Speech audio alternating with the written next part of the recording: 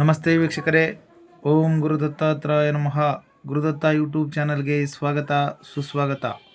ವೀಕ್ಷಕರೇ, ಇವತ್ತಿನ ಈ ವಿಡಿಯೋದಲ್ಲಿ ಮಿಥುನ ಲಗ್ನದಲ್ಲಿ ಹುಟ್ಟಿರ್ತಕ್ಕಂಥವ್ರಿಗೆ ಶುಭ ಮತ್ತು ಅಶುಭ ಗ್ರಹಗಳು, ಆನಂತರ ಮಾರಕತ್ವ ಯಾವ ರೀತಿ ಆಗುತ್ತೆ ಅಂತ ನೋಡ್ತಾ ಹೋಗೋಣ.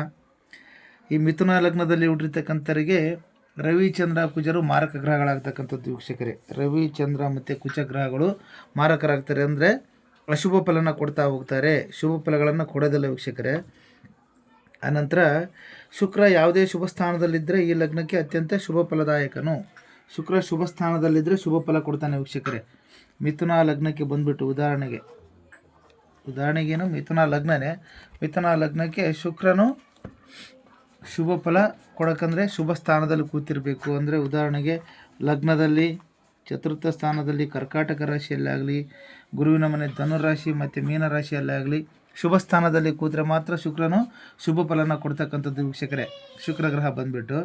ಆನಂತರ ಈ ಲಗ್ನಕ್ಕೆ ಬುಧ ಶುಕ್ರರು ಯೋಗವು ರಾಜಯೋಗ ಆಗ್ತಕ್ಕಂಥದ್ದು. ಮಿಥುನ ಲಗ್ನದಲ್ಲಿ ಹುಟ್ಟಿರ್ತಕ್ಕಂಥವರಿಗೆ ಬುಧ ಮತ್ತು ಶುಕ್ರರು, ಬುಧ ಮತ್ತು ಶುಕ್ರ ಇವೆರಡೂ ಗ್ರಹಗಳು ರಾಜಯೋಗ ಕಾರಕರಾಗಿರ್ತಕ್ಕಂಥದ್ದು. ಅಂದರೆ ಜಾತಕಕ್ಕೆ ಒಂದು ರಾಜಯೋಗನ ತಂದು ಕೊಡ್ತಾರೆ. ಬುಧ ಶುಕ್ರರು ಕೂಡ ತುಂಬ ಉತ್ತಮವಾಗಿರ್ತಕ್ಕಂಥದ್ದು. ಲಗ್ನದಲ್ಲಿ ಶನಿ ಮಾರಕ ಲಕ್ಷಣ ಬಂದರೂ ಕೂಡ ಪ್ರತ್ಯಕ್ಷವಾಗಿ ಆಗಲಾರನು. ಅಂದರೆ ಈ ಮಿಥುನ ಲಗ್ನದಲ್ಲಿ ಹುಟ್ಟಿದ್ದೀರಾ, ಲಗ್ನದಲ್ಲಿ ಶನಿ ಕೂತಿದ್ರೆ, ಫಾರ್ ಎಕ್ಸಾಂಪಲ್ ಶನಿ ಲಗ್ನದಲ್ಲಿ ಕೂತಿದ್ರೆ ಪ್ರತ್ಯಕ್ಷ ಮಾರಕ ಆಗೋದಿಲ್ಲ ವೀಕ್ಷಕರೇ. ಪಾಪಗ್ರಹಗಳ ಸಂಬಂಧಿತನಾಗಿ ಅಥವಾ ಪಾಪಗ್ರಹಗಳ ದೃಷ್ಟಿಯನ್ನು ಹೊಂದಿದ್ರೆ ಮಾತ್ರ. ಅಂದರೆ ಈ ರವಿ, ಕುಜ, ಶನಿ, ರಾಹು, ಕೇತು ಈ ರೀತಿಯಾಗಿ ಪಾಪಗ್ರಹಗಳ ಸಂಬಂಧಿತನಾಗಿ ಪಾಪಗ್ರಹಗಳ ದೃಷ್ಟಿಗೊಳಗಾಗಿದ್ದರೆ ಅಶುಭ ಫಲನ ಕೊಡ್ತಕ್ಕಂಥದ್ದು ಶನಿ. ಆನಂತರ ಗುರುವು ಶುಭಗ್ರಹವಾದಾಗ್ಯೂ ಗುರುಗ್ರಹ ಶುಭ ಆದರೂ ಕೂಡ ಈತನ ಈ ಲಗ್ನಕ್ಕೆ ಶುಭ ಫಲವನ್ನು ಕೊಡಲಾರನು. ಅಂದರೆ ಗುರುವು ಶುಭ ಗ್ರಹ ಆದರೂ ಕೂಡ ಮಿಥುನ ಲಗ್ನಕ್ಕೆ ಶುಭ ಫಲ ಕೊಡೋದಿಲ್ಲ. ಮಿಥುನ ಲಗ್ನಕ್ಕೆ ಕಾರಣ ಏನಂದರೆ ಶುಭ ಫಲ ಕೊಡಲಾರನು.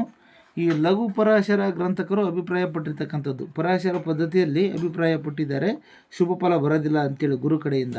ಗುರುಗ್ರಹ ಶುಭವಾಗಿರೋದಿಲ್ಲ ಮಿಥುನ ಲಗ್ನಕ್ಕೆ. ಈ ರೀತಿಯಾಗಿ ಮಿಥುನ ಲಗ್ನದಲ್ಲಿ ಬರ್ತಕ್ಕಂಥ ಒಂದು ಮಾರಕತ್ವ ಮತ್ತು ಕಾರಕತ್ವ ಗ್ರಹಗಳ ಬಗ್ಗೆ ತಿಳಿಸ್ಕೊಟ್ಟಿದ್ದೀನಿ ವೀಕ್ಷಕರೇ.